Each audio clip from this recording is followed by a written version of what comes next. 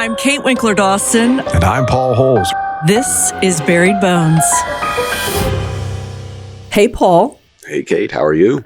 I'm doing well. How about you? I'm doing good. It's getting warm here, so it gets a little warm in this office. It does. Yeah, I've heard. I think we've all heard about that. The man cave slash. I'm glad you're calling it an office now. I think it was usually just your man cave, but for video, it's a little different, right? Nope, that's absolutely it. I'm hoping not to start sweating. I know. Me too. I had to turn my little air conditioner off in the cottage, and it's going to be steamy in here pretty soon. But I'll just talk faster. No big deal. It'll be fine. Okay. All right. I'll try to keep up. So I've been working on some stress relief stuff. And I know you do a lot of outdoor stuff, and I do too. My mom is a huge gardener. And so I sort of started picking up gardening, and I enjoy it. Do you do any planting, or you and your wife do any kind of vegetables or anything out there? Well, living in California, I did a lot of, not so much gardening, but a lot of landscaping. I installed, multiple backyards, from the sprinkler system to grading to building retaining walls and planting all the various, types of trees and shrubs and stuff. I did try at one point to have a little vegetable garden. Where I lived, I mean, it gets so hot, it just didn't really work out very well. And then now here in Colorado, you really can't, where I live, if you plant anything, you're going to attract the deer or you're going to attract the bears. And so it's just like, no, I'll just keep the natural, plants and stuff around the house. Yeah, I understand that. We have tons and tons of loads of deer in our neighborhood, and people try everything, including my mom. They put the little tents over them to try to get them to stop eating. But we don't really have them over in our joint. So in the backyard, I have a friend of mine had built me a raised bed a long time ago, and I could not handle a raised vegetable bed.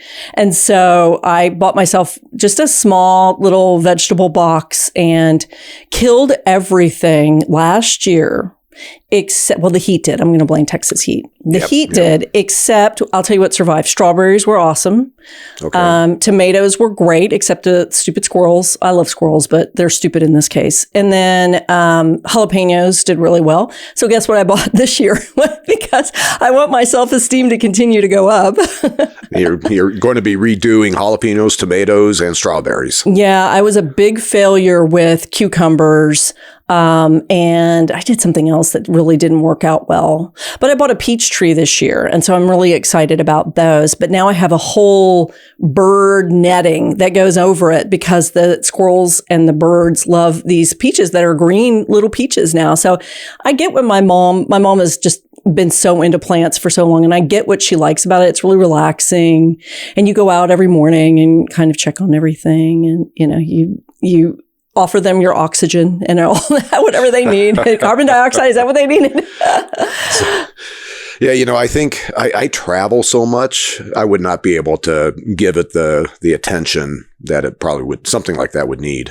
Didn't you get married for that reason, though? Is that not your wife can take it over? No. She has zero interest in plants, or she doesn't have a green thumb at all. Well, I really took an interest when I got the cottage because it's sort of I put pictures on Instagram of it. We have a forested area in the back, even though, we have a fenced in backyard. And when we bought it from the original owners, it had just been so overgrown. I didn't even know what was back there. And we eventually cleared it out, kept all the trees. We have cedar, and we have some cedar elm and a lot of different kinds of trees. And I was sitting in here in the fall last year, and the cedar elm was this beautiful color. When it turned, it was like a mustard color, and a wind came through, and it like rained cedar elm leaves all over the place. And I think that's what convinced me to go ahead and start trying with trees and vegetables and everything else. So it's satisfying to me. Yeah, I find it relaxing. Boy, both of us need anything that can relax us besides, I know, whiskey and cider for me. No, you'll have to send me some photos of some success. I will. I'm going to try to post more photos. I posted, starting a couple of months ago, I started posting on Sundays, just some cute photo of something that's going on in my life. Usually it's like the dogs. People love Ruby and Bailey. Or I have a hummingbird feeder. My kids love the hummingbird feeder. And so I did post some cottage stuff, but I'm going to try to do some trees and vegetables. It makes me happy. And, not everything that I post, of course, has to do with these shows or death or anything else. And so I'm trying to look really more positively, these days, especially. Well, you have to have something that distracts you. And that's where, like me taking my Jeep out or mountain biking, it just gets the mind away from sort of the drudgery of the cases, because I get involved in so many different cases now. Yeah. Speaking of getting dragged into the drudgery of cases, that's what we're doing now. I'm going to drag you into the drudgery of the case. And I wonder if you're going to know this case. It's from 1970 Sacramento. Oh, okay. Now, I know you were just a wee lad when this case came up, but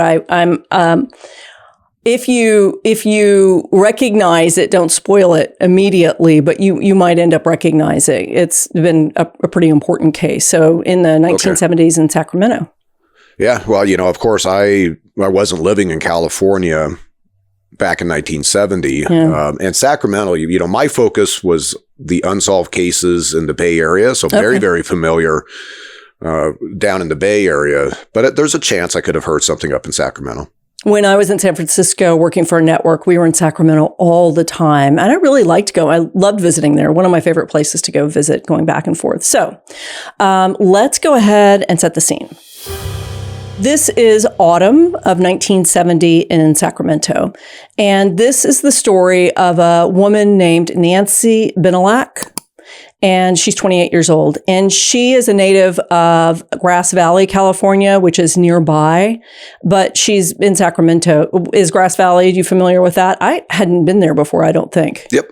That's just kind of in the foothills past Sacramento, Folsom area. It's a beautiful place. A lot of law enforcement relocates there when they retire. Okay. Well, this sounds like a really, really, really nice area. Nancy is someone who has been well liked by her peers. She was a cheerleader in high school. Doesn't always mean you were well liked, but it's a point. She was in high school. Everybody, when she was in high school, people seemed to really like her. She made good grades. She had a lot of friends, and she graduated in 1960. So she went to school for stenography. And then she became a court reporter at the Sacramento County Juvenile Court in 1966. I am beyond fascinated with court reporters and what they do. And I know it's changed. And I've had to write about it several times just because I have, of course, these old cases. I think my 1952 case, we had to touch on whatever the court reporter was doing and the device they were using at the time. I don't know very much about it. I know you've been there with them, but do you know a lot about court reporting? No, of course, I've testified a ton. I've testified close to 200 times over the course of my career. And I was the court reporter's worst nightmare because when I'm testifying, I'm a very fast talker. And literally these gals throw up their hands and say, slow down. So I'd have to kind of remind myself I need to talk, very purposefully.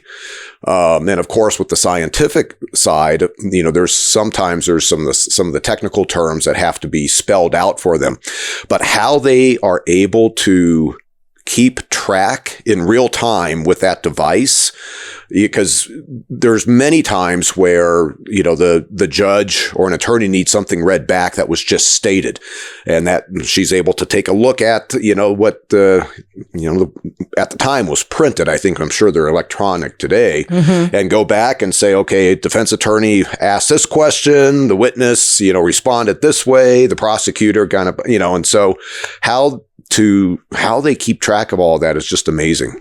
I guess attention to detail and definitely keeping attention in general. And Nancy seemed to do that very well. So she is 28. She's a court reporter in Sacramento. She has a very full personal life. There are quite a few people in this story. And luckily, we'll have a lot of clarity later on, but I'll just start introducing them to you. She's engaged to a guy named Ferris Salami. And he is the chief public defender for the county. What does that person do? Is that I don't know why I feel like I've not heard that phrase very often. Yeah, the various public defenders' offices and DA's office have different rank structures. So I'm interpreting chief public defender as he is, in essence, the top administrator for the public defender's office. Probably has had a very significant legal career and then promoted up through the ranks. So I'm somewhat surprised. She's at the time 28 and she's dating the chief public defender. You know, in court, they would be bumping into each other all the time. So you could see where they would be getting to know each other just because of the court. But I would expect him to be older. How old is he? So what I'm reading about Ferris is that he represented some of the Capitol's most notorious killers. He died in 2018 at 84. So he was born in 1930. So he was 40. So not that, I mean, 12 years. That's not terrible. No. But I mean, is that a conflict of interest? Would you think that would be a conflict of interest or no? No, because the court reporter really is a part of that neutral party of the court, so I don't see where there would be any issues there at all. Yeah. Okay, good. So they are engaged and they're supposed to be married on November 28th. When things start to happen in this case is a few weeks before. She is going to leave her job, probably the workforce, when they get married. She has resigned as of November 13th, which is about 2 weeks ahead of time. So this is an exciting time in her life. She's planning her wedding. She's trying on dresses, looking forward to the future. And, as I sometimes do, I wanted you to see what she looks like, put a name to a face. So open up your document that I sent you and look on page 1, but don't go past page 1. And then you'll see a photo of Nancy. I see a photo of Nancy. It's a cropped photo. There appears to be maybe a man's arm around her shoulder, like he was standing next to her, holding her. But he's been cropped out. So taking a look at the photo of Nancy, she's an attractive woman. She's got the old style hair. I'm not sure what you'd call that, like a bouffant or something. I love it. That's a big head of hair. I love it.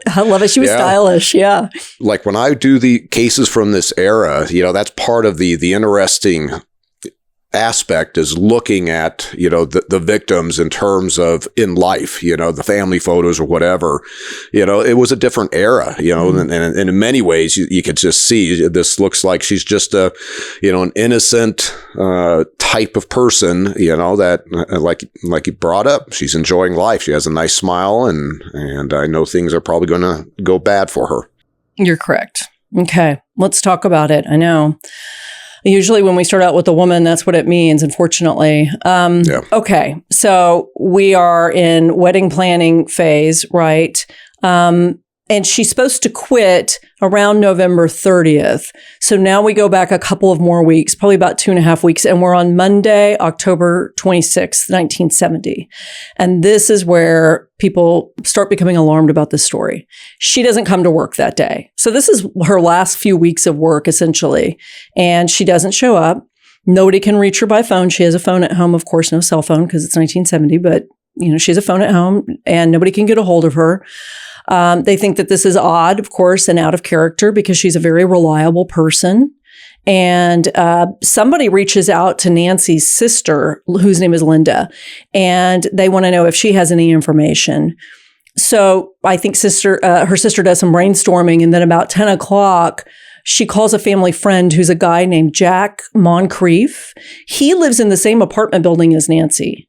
So she's on the second floor, and Jack is on the first floor just beneath her. And over the phone, Jack, who is looking out his window toward the building's parking lot, he says to Linda, your sister's car is here. She's in the parking lot. And he said, I'll go upstairs and make sure she's okay. But when Jack knocks on Nancy's door, she doesn't answer and the door's locked. So let's pause here so that you can kind of gather your thoughts on what we have. I know it's pretty vague right now. Nobody's seen her since, it sounds like, Sunday. And her car is in the parking lot. She was expected to be at home anyway. She was in for the night. And her door is locked. And Jack will say in a minute, he doesn't see anybody jimmying anything open. There doesn't look like any violence that's happened on the exterior of that door. Sounds like the, prototypical, we need to do a welfare check. Mm-hmm. Nancy is a very responsible woman, has a stable job, has not had this type of absence. And the fact that her car's in the parking lot and her apartment is locked, it's like, well, is she in the apartment? Has she suffered some sort of health issue? You know, like say she had a stroke, or has foul play happened? And was, you know, again, was she a victim inside the apartment, or was she a victim that has been abducted away from this location, taken, let's say, in the offender's vehicle? If you are Jack, if we have 3 doors, do you try to find another way in because you're worried about your friend? Do you contact the apartment manager to try to get a key, or you just flat out call the police because you're worried at this point? Well, I think, you know, at this point, I'm not sure what Linda, you know, how much concern Linda is expressing, just like, hey, this is unusual. So I imagine Jack is just kind of, you know, walking around the perimeter of what he can of this apartment. Are there any open, you know, are there any windows where he can have, you know, visibility inside? And then eventually that's where it's like, well, let's get the apartment manager and have that, you know, person go in. That's typically what ends up happening. And then if something's discovered, if something bad is discovered, now you're getting law enforcement rolling out. Okay, but what if they open the door and she's sleeping with another guy, or, you know, something else is happening? I mean, you're running that risk, right? Yes. Of a manager using the key when all this woman wanted was privacy and locked her door. Right. You know, and so that sometimes happens. You know, sometimes, you know, law enforcement does a welfare check and sees something where they have to force themselves in. And it turns out, well, the person was just living their life and didn't want to be disturbed. But some, you know, private party on the outside, whether it be a family member or somebody else, has called law enforcement and say, hey, can you check? You know, because this is not right. That's why we're looking for patterns, right? She didn't show up to work. That was weird. Yeah. And her car is in the parking lot. Okay. So Jack does what you say. He finds the apartment manager. It's a guy named Victor Anderson. And see, now we've already come up with 3 or 4 names, male names, and then we've got Linda. So this is kind of a big cast. So Victor is the apartment manager. They go up this second floor to Nancy's apartment. He uses his master key. They get inside and they look around the apartment. Nothing's happening. Nothing seems touched. And then they get into the bedroom, and that's where they find Nancy. And she is deceased. And she's laying down in a pool of blood in her bedroom. And I will tell you, Paul, there's yellow all over my prep document because there's so much stuff happening forensically. And I actually have a photo that Marin was able to grab off of a TV show. She sometimes has to do this when we can't figure out where photos are. She'll just take her camera and take a photo of it so that we can at least show you some stuff. She has a photo that this show cut out that shows the position of her body. And then, of course, you know, we'll have medical examiner stuff. So, and then there's how everybody reacts to this. So what do you want to do first? Well, just describe what they see. Okay. So he rushes back down to the apartment and he tells Linda that, you know, this is what's happened. She's dead. I don't know anything about it. She's face down and she's has blood everywhere. The police arrive and here's what the scene is. So this is graphic for me, but, you know, necessary to talk about. She is naked except for a pair of underwear. She has more than 30 stab wounds. Many of these are on the front of her body, but investigators also think that Nancy's attacker rolled her over, so onto her stomach, before she tried to decapitate her. She has defensive wounds on her hands and arms, and there is a large slash on her leg, suggesting that she might have put up a fight. And I have a photo of the position of the body, but it's been cut out just for, you know, privacy's sake, I guess. And then there are some other clues at the scene, but that's where we are, 30 stab wounds, and there is evidence of sexual assault. Yeah, so I'm looking at a photo, and this is a photo that shows on the left-hand side of the photo appears to be the bed. And then you have this white, almost like a mannequin, laying face down on the floor. So somehow, with the computer graphics, they were able to very precisely remove the visual aspect of Nancy, but maintain the proportions of her body, the arms being folded up, the legs kind of sticking straight out. And then it appears that her head might be on what it looks like a pillow with some blood staining on the pillow. I don't know if they removed, so let's say the blood pool or any other the blood patterns that may have been present, if they digitally removed those from this photo, because that's what I'd be interested in taking a look at. Plus, I'd want to see the stab wounds. I want to see the types of blood flows out of the stab wounds to indicate the motion.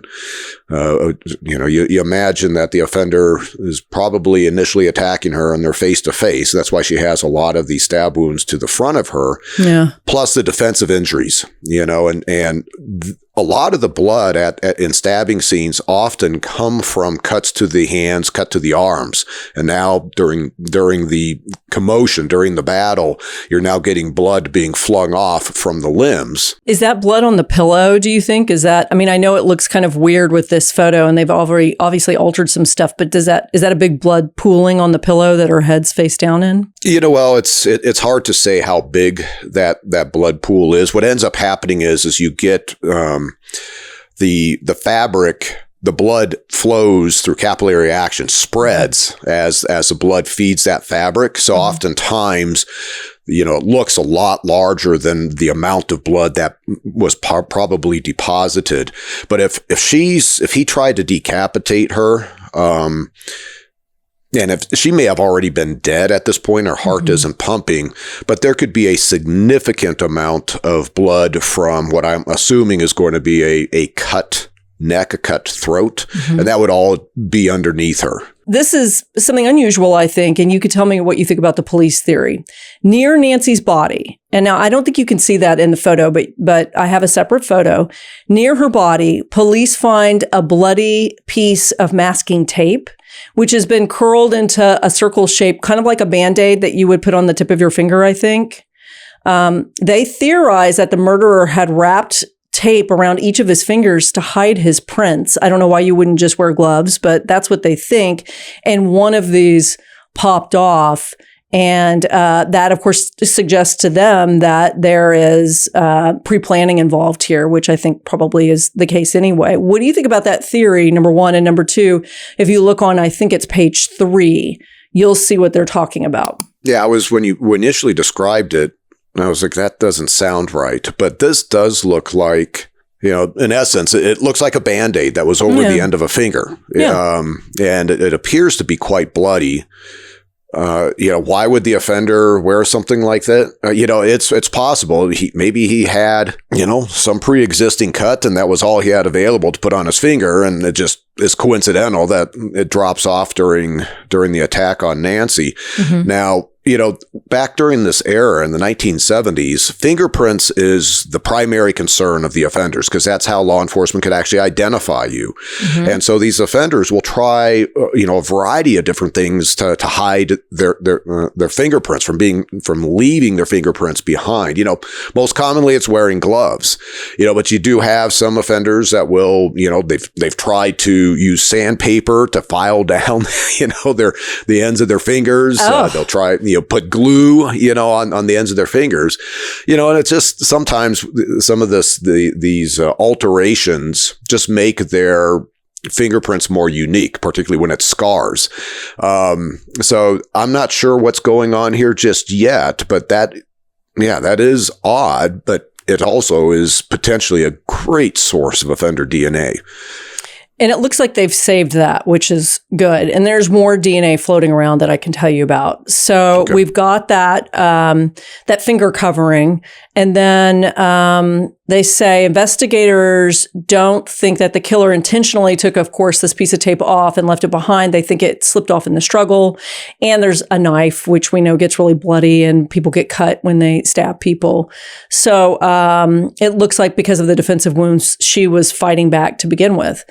Right. There's no murder weapon found at the scene, but a pathologist will later guess that it was a very sharp knife with a 3 or 4 inch long blade that was used to kill Nancy. Is that because he found a pattern of depth that showed kind of a consistency? Is that where he would have come up with that? So, and this is where sometimes the size of the knife can be exaggerated because they will misinterpret the wounds. So you think about aspects on your body, let's say a stabbing to your abdomen where there's no bony structure underneath. So a very short blade, you can push much deeper into the abdomen. And so the stab wound is much deeper than the actual length of the blade. So for the pathologist to kind of conclude this was a 3 to 4 inch long blade, I'm assuming he's looking at a stab wound in, let's say, the chest area where now you have the ribs, you're not getting that compression, and probably found a stab wound that wasn't significantly distorted. You know, when a stabbing is occurring and the victim is moving, oftentimes a stab wounds, the knife cuts, you stab in, but then the victim kind of moves, and now the stab wound is much larger looking than what the actual width of the blade is. And so that's where a pathologist has to evaluate the stab wounds and find a stab wound in which it would be, okay, this is not a compressible area on the body, and it doesn't appear that the knife cut sideways, if you will, while it was in the body. So that's where he can take a look and go, okay, it's a single-edged blade or it's a double-edged blade. It's so long, it's, you know, it has a certain width, and starts forming opinions in terms of the type of knife. Is it a pocket knife? Is this something, you know, that's like a Bowie knife, a big like hunting type of knife? If this turns out to be, and we will know who this turns out to be. And and I only because I think I'm saying that because this is such a horrific crime. I want people to know that there is some kind of resolution by the end of this. If this turns out to be a stranger versus, you know, somebody in her social circle, do you think that, you know, what I hear a lot is that term overkill, 30 stab wounds, trying to decapitate her. I hear that assumption a lot that this must be something personal. And I think you've said before, it absolutely doesn't have to be personal at all. It could be pure anger or control or whatever it is. So why don't we talk a little bit about dispelling that myth too? It is not uncommon to have this number of stab wounds. And stabbings occur, they can be very quick. And I've previously talked about, I'm not sure if it was with you or in a different setting, but just watch prison shankings. You know, they'll release the videos of some guy walking across the yard and another guy comes up and all of a sudden he's stabbing him with a shank. And within seconds, there's 10, 20 stab wounds on the victim in those situations. Here with Nancy, you know, she is being attacked, and who knows what type of interactions occurred between the offender and Nancy prior to the stabbing starting. But once that stabbing starts, they often can go very quick in terms of the number of wounds. And it's not like the offender is sitting there counting 1, 2, 3. It's just boom, boom, boom, boom. She's still moving, you know, and the offender is just trying to get control. And ultimately, you know, in something like with Nancy, you know, it's when is she going to die? When is she going to stop moving? So I would be looking more if there is something really significant about the location of the stab wounds. You know, is there this could be tough, but like I have some of these women cases, women victim cases, you know, there's some significant mutilation and you can see a focus, let's say, a stabbing to the left eye. You know, why did the offender do that? When I see that in multiple cases, like it's a serial killer. So I pay attention. It's not just the number of stab wounds, but also how is the offender utilizing that knife? And there's so many different ways. It all, you know, each case can be different. So right now, I'm going to assume that there isn't anything that I'm going, oh, there's a significant behavior with how the offender stabbed the victim. This was more a matter of getting control over the victim and killing the victim during the dynamics of this, you know, offender-victim interaction. The cutting of the throat, and I would want to know why they thought he was trying to decapitate. Did it appear that the knife was being used to try to saw through the vertebrae, like significant, like to literally remove her head? Or are they just assuming because, homicidal throat cuts, typically go all the way through the neck with a sharp knife. So they just may be making an assumption he tried to cut her head off. I would say what he's doing is he's ensuring she's dead. And this is part of what people don't recognize, and I saw this with Golden State Killer, Joseph D'Angelo. Just because they're a serial killer doesn't mean that they're an expert on how to kill somebody. Right. And I saw it D'Angelo. He would check, and some of his homicide victims, even though they're bludgeoned, he's checking, he's poking them. Are you alive? With this case, that throat cut could just be merely that offender is making sure Nancy is dead when he or she walks out of that apartment. It's just like an offender maybe strangles a victim and then ties a ligature on the victim to ensure that victim is not going to come back to life. And it sounds like she's really fighting because, as I said before, she has several defensive wounds on her hands and her arms. She's got this slash on her leg. It sounds like she was really fighting. But let's go outside the bedroom for a moment because the police are trying to figure out what else happened in the apartment, if anything, to just get some clues on who this might have been. The bedroom is obviously where the scene of the action has been, but there's nothing touched in the rest of the apartment, which I'm assuming is not particularly big. So there wasn't forced entry, as I had mentioned, on her front door. And I think robbery was pretty quickly ruled out as a motive. I think her sister came in and identified what was there and what wasn't, or another family member. It definitely seems like it was sexually motivated. They found evidence of semen in the apartment, but they were very vague about it. And we don't know if it's a fiance. We don't know if it's an offender. We don't know who this belongs to. And it doesn't seem like they collected it. They collected a lot of blood evidence, including, of course, that masking tape. But I don't think they collected the semen. And even though they don't say explicitly that she was raped, they're saying that there's obviously been sexual violence that's happened here. So that's where they settle on that this is, a sexually motivated attack. And I'm assuming you would agree with that. You have a nude female that's been stabbed to death in her apartment. I would say in all likelihood, it's sexually motivated, Now, could there have been, let's say, consensual sex between Nancy and the offender, whoever that is, and then an argument ensues and now the offender kills Nancy? So it's the sex aspect is not related to the violence. You had mentioned early on in the description that she's nude except her underwear is still on. Is it like completely on her, like normal, like she's just wearing it? Yes. And there's different ways to interpret that. That's part of taking a look at blood patterns and everything else. Did she have that on, prior to the stabbing start? Was there consensual interaction and she starts to redress and then things go sideways? Did the offender redress her? Because offenders do redress their victims for whatever reason.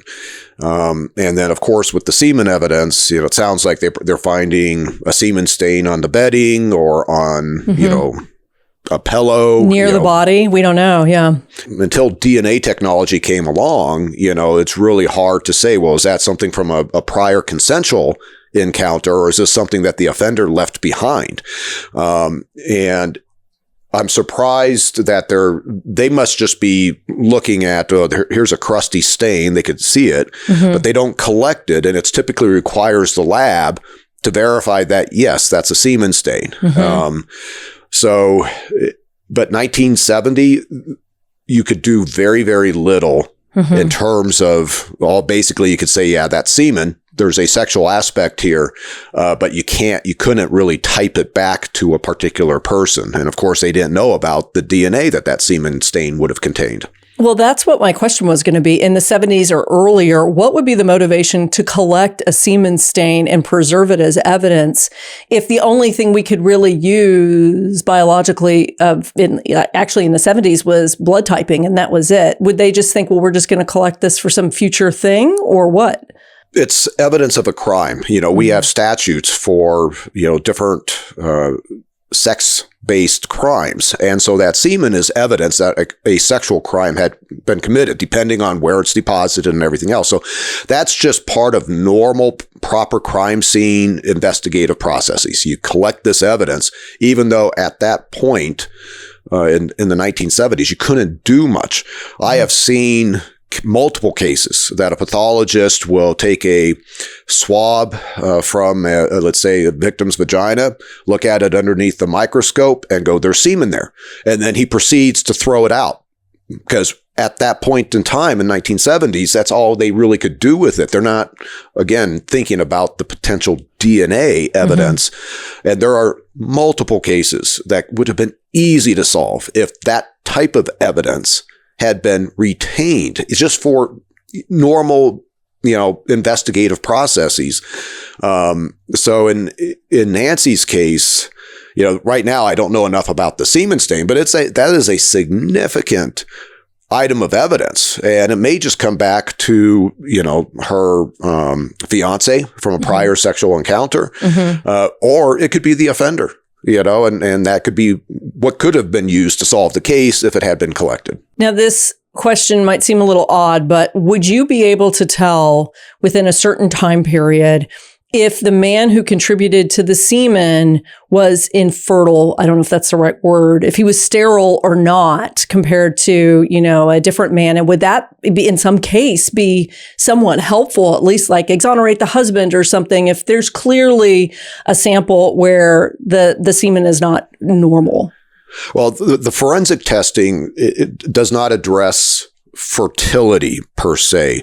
What we look at is are there sperm present? Mm-hmm. So if we have a stain and are able to, through testing, determine this is a semen stain, but it's there's no sperm present. Well, that could be due to a genetic condition, but often it's due to a vasectomy. Mm-hmm. And so now that could be, expressed where now during an interview, let's say the fiance Ferris was like, have you had a vasectomy? Mm-hmm. And so even back in 1970, you could say, okay, so that possibly is Ferris's semen there from a prior consensual encounter because it doesn't have the sperm present. Okay. So that's in part. I mean, I could go into a, much deeper dive in terms of how we, interpret, what we're seeing underneath the microscope when it comes to semen, when it comes to sperm, when the sperm was deposited, et cetera. But we're not going to do that today, are we? It can go on and on and on, and you're going to get bored. I've had enough of talking about semen, frankly. Okay, so let's talk about now blood, one of my favorite things. So let's talk about the exit and what they think happened. So no front door that's been locked, no violence outside of the bedroom, no robbery outside of the bedroom, and then how does this person get out? So police look and there's a bloody trail, and I'm going to put trail in quotes because it sounds more like droplets, but you can see where this person went. There's a bloody trail leading through the sliding glass door. So she's got a door in her bedroom. There's a balcony on the other side of her bedroom. And then there's, a staircase that goes down.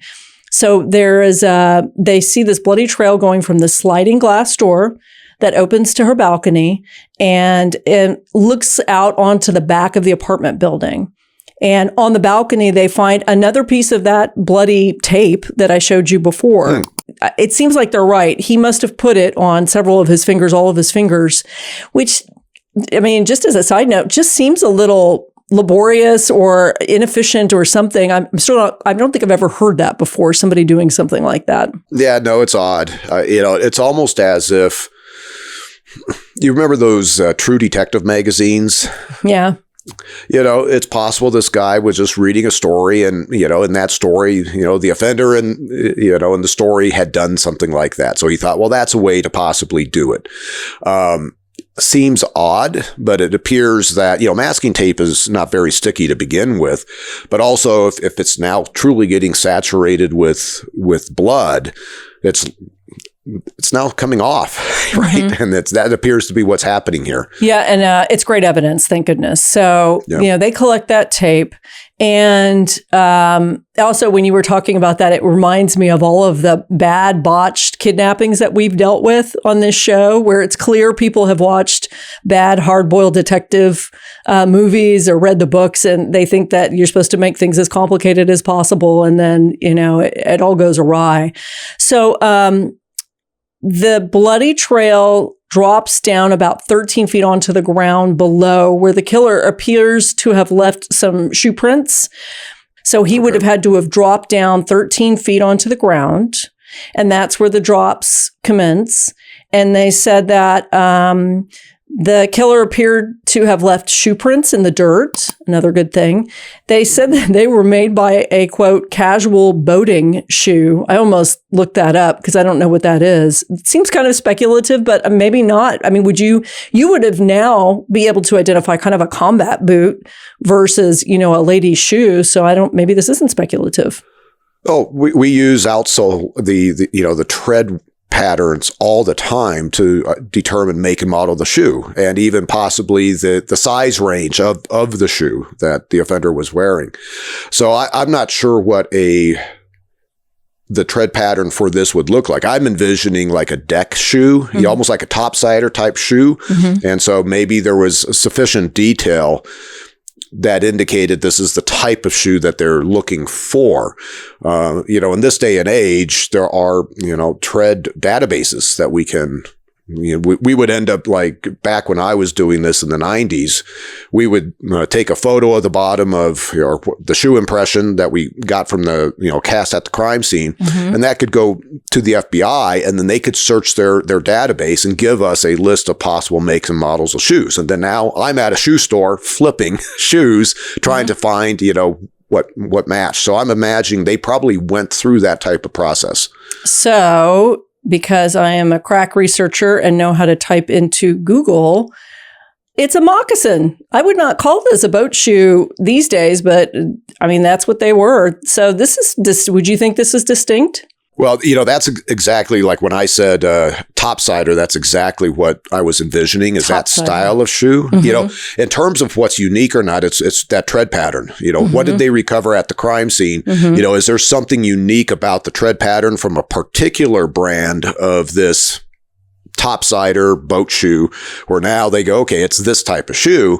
Well, how rare is this shoe? Most shoes are not very rare. So mm-hmm. oftentimes you don't get investigative leads, but you have to at least consider there's a chance that this is an unusual shoe. Where is it sold? Is there a customer, database that you can get from the store? Like they use credit cards and, start checking the box. Well, I don't know how helpful that shoe was, but I thought the boat shoe part of it was interesting.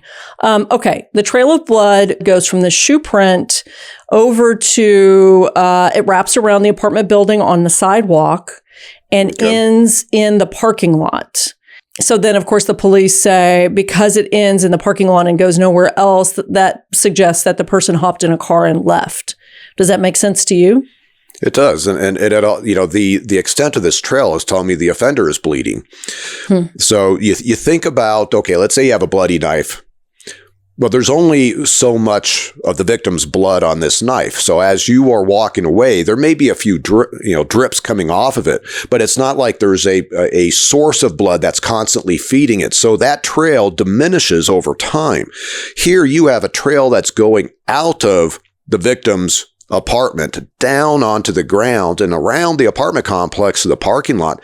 That's not coming just off the knife. To me, that tells me he possibly got cut on his hand and is now, as he's fleeing the victim's apartment, leaving his own blood behind. That is obviously key evidence. Yeah, I think he's regretting putting those little finger coverings on the top of his. That just does not seem smart. Okay. So what they think happened is that the offender climbed onto a fence, which is just outside of Nancy's apartment, pulled himself over the railing of her balcony, and then entered her bedroom through the sliding glass door. I'll explain the sliding glass door and why they think that. And it's not simply nobody in the 70s locked their doors, because people did lock their doors. So given the trail of blood, this is also how they think he exited.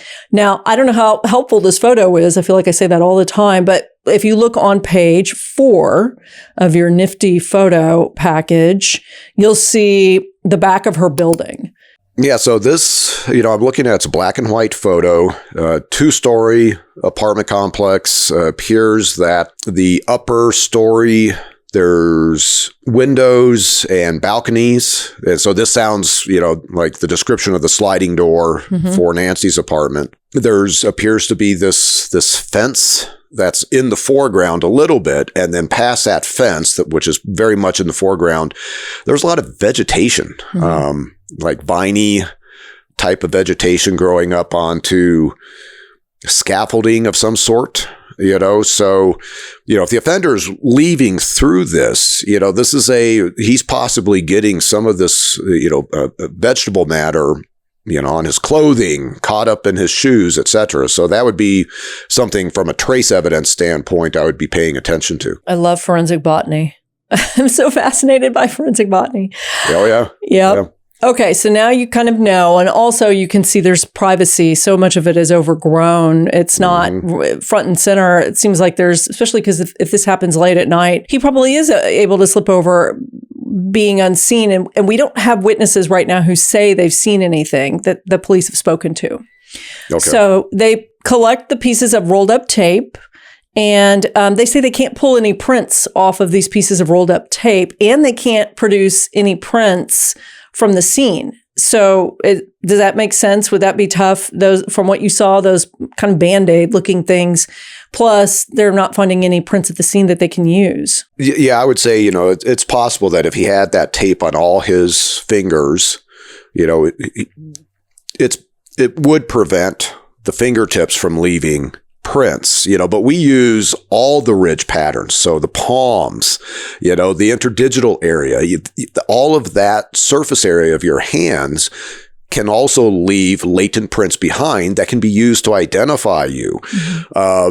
Just covering the fingertips is not necessarily going to be as effective as what this offender might think. Now, if they're saying that they're not developing or finding prints, you can go into any residence, you're going to find prints. It's just that, are they from the offender? And in this case, I would be looking to see, do I have any ridge detail in the victim's blood?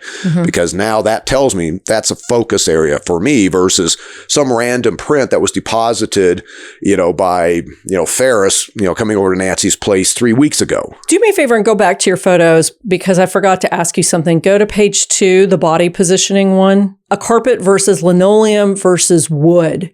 What makes life easier for investigators when they're trying to look at these patterns with blood? Is it the carpet? Because once blood's in there, even stomping over it might not drag it out. I would think wood floors would be terrible. Well, the easiest is typically your non-porous surfaces. So when you start talking, let's say your vinyl or linoleum floor, there the blood isn't necessarily getting disturbed. You imagine a blood drop hitting a vinyl floor. It makes a nice circular drop pattern. That tells me it hit that vinyl floor perpendicularly, versus something that's oblong tells me it struck that floor at an angle. And so I can start interpreting movements based off of that type of pattern, off of that surface, versus a drip onto carpet. It just gets absorbed into the texture of the carpet. And if you do have a textured surface, like a very heavily grained wood floor, that can also disrupt some of the interpretive aspects of the blood patterns. So the smooth, non-porous surfaces are usually the best. Good to know. I had been wondering about that, and I was waiting for kind of a carpety type case. I knew that would jog my memory.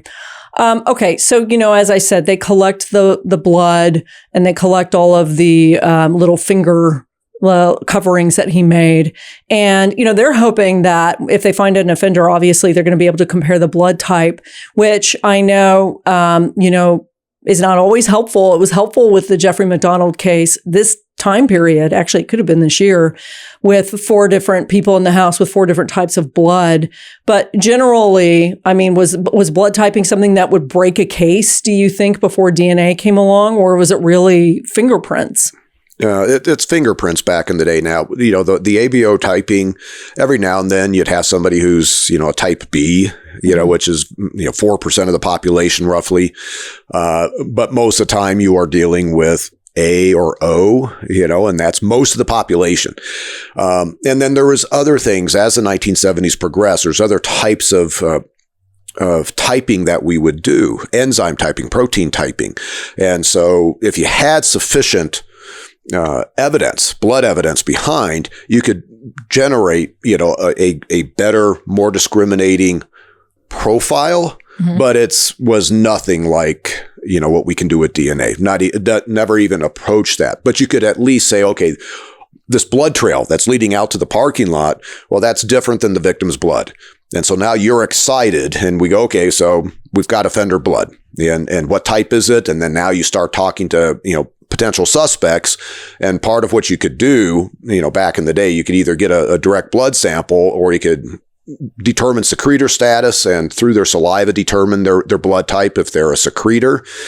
So there's ways to more rapidly screen, the suspects using that blood type. But most of the time it really didn't. You could eliminate, you could exclude, but the inclusion was so weak it didn't make a big difference in the cases. Well, let's see what you think about this next, these next pieces of evidence here. We have ear witnesses. They're trying to establish a timeline. So they have interviewed in the 1 month. So the month of October and then into when she was supposed to be married, end of November, they speak to more than 500 people. And this includes a neighbor who says that she thought she heard a baby's cry on the night that she was murdered, followed by hurried footsteps. And then there's another neighbor who heard a car pulling out of the complex. If these reports have anything to do with Nancy at all, this puts her murder, the attack and the murder, somewhere between 1 a.m. and 2:30 a.m. Monday morning. And then she's found some 7 or 8 hours later. So what do you think about that? Well, that's probably as good as what you're going to get, in terms of this baby's cry, of course, could be Nancy's, screaming as she's being attacked.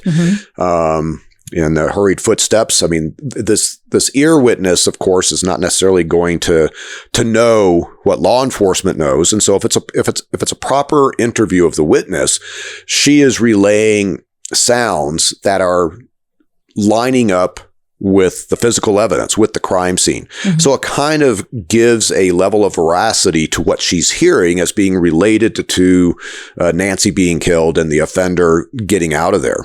Okay. There is a report of an unfamiliar prowler in the area around this time. They're not saying this night, but around this time. So this is one of the more vague, I would say vague descriptions. 5'9", 170 pounds, having a Glenn Campbell style haircut. Right, because you had that look on your face. I got you a photo of Glenn Campbell so you could see his haircut. That's on page 5. Well, I can actually, I can remember what he looked like. You did. Oh yeah, no, absolutely. That's exactly what I was thinking of. Now, this is a fairly popular hairstyle for guys in the 1970s, so it really isn't something that is all that useful, but that's interesting. I mean, I think it's making a comeback because I feel like half the boys at my kids' school have this sort of haircut. Now, if you go right below that, but don't go past page 6, you'll see a sketch. Okay. So this is what somebody said the prowler looked like, who may or may not have anything to do with this case. But we like looking at sketches and from sketch artists. And you tell me on a scale of 1 to 10 compared to the other ones we've had, what do you think about this sketch? I'm having a hard time seeing how they generated this. If this was through what did we call them? It was, you had these identi sketches, these kits that had sort of standardized eyes and nose, and you could kind of piece, like a jigsaw puzzle, like a Mr. Potato Head for offenders. Yeah, sort of, yeah. And so the the witness would sit there and say, no, the eyes are bigger or smaller, and they would just swap out those pieces. Here, because it almost looks like that's what it is. I just can't see, because you could normally see the kind of the lines between the different parts. But, it's a fairly... He doesn't look very generic. There appears to be some facial details, sort of this large round chin, the bigger eyes, and of course that hairstyle, to where I could see where that might be a decent enough sketch for somebody to go, oh, I think I know who that is. Well, we'll see if it's helpful at all. So where we are now is police in Sacramento are trying to find this woman. Clearly, they're working hard at it. They've interviewed 500 people, and they are going to now start looking at her inner circle. So her fiance, her friends, they look at her own father. They're really digging around here. So we are also going to need to talk a little bit about another murder that happens that is very close and is very familiar. And it makes police wonder if there's a serial killer at work in 1970 Sacramento.